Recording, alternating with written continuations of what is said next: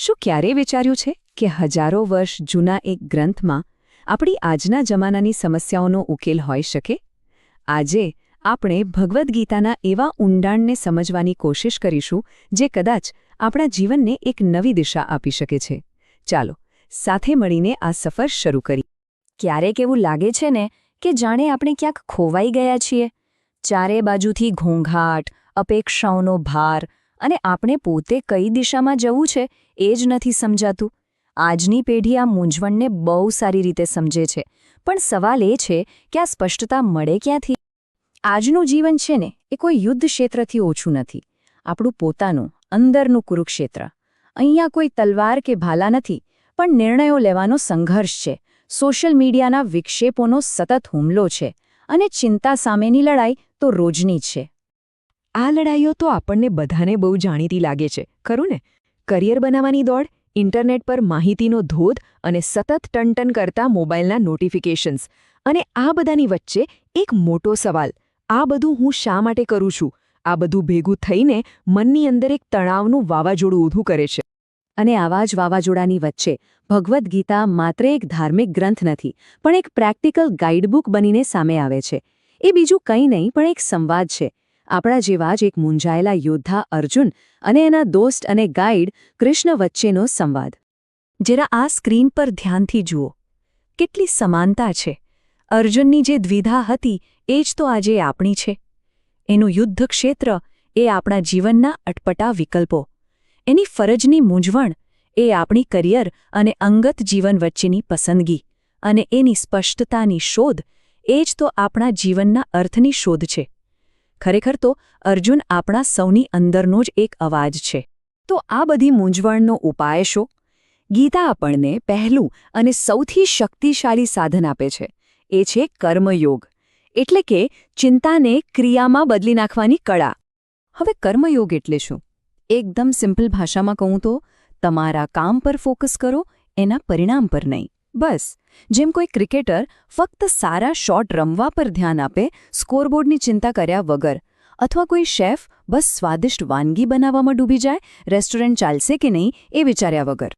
ગીતાનો આ સૌથી પ્રખ્યાત શ્લોક આ જ વાત કહે છે કે ભાઈ, તારો અધિકાર ફક્ત કર્મ કરવા પર છે, એના ફળ પર નહીં. કેમ? કારણ કે પરિણામ ક્યારેય આપણા હાથમાં નથી હોતું, પણ પ્રયત્ન એ 100% આપણા હાથમાં છે. આ બંને વિચારસરણીમાં જમીન આસમાનનો ફરક છે. જ્યારે ધ્યાન પરિણામ પર હોય ત્યારે ચિંતા અને હારનો ડર જન્મે છે, પણ જ્યારે ધ્યાન ફક્ત કામ પર હોય ત્યારે તમારી સ્કિલ વધે છે અને મનમાં શાંતિ રહે છે. વિચારો, કોઈ સ્ટુડન્ટ છે જે માર્ક્સની ચિંતા છોડીને ફક્ત વિષયને સમજવાનો આનંદ લે, તો એનું પરફોર્મન્સ કેવું સુધરશે અને તણાવ કેટલો ઓછો થઈ જશે? આ ચાર્ટ જુઓ. આમાં આખી વાતનો સાર આવી ગયો. જ્યારે આપણું ધ્યાન શું થશે પર હોય છે ત્યારે તણાવનો ગ્રાફ કેવો આસમાને પહોંચી જાય છે, પણ જેવી ક્ષણે આપણું ધ્યાન હું શું કરી રહ્યો છું પર આવે છે, તણાવનો પારો જાણે જાદુઈ રીતે નીચે આવી જાય છે. સારું, કામ કેવી રીતે કરવું એ તો સમજાયું, પણ કયું કામ કરવું? મારો સાચો રસ્તો કયો છે? આ સદીઓ જૂના સવાલનો જવાબ ગીતા એક જ શબ્દમાં આપે છે: સ્વધર્મ. સ્વધર્મ એટલે શું? એટલે તમારો પોતાનો યુનિક રસ્તો. એ રસ્તો જે તમારા નેચર અને તમારી આવડતને બરાબર સૂટ થાય.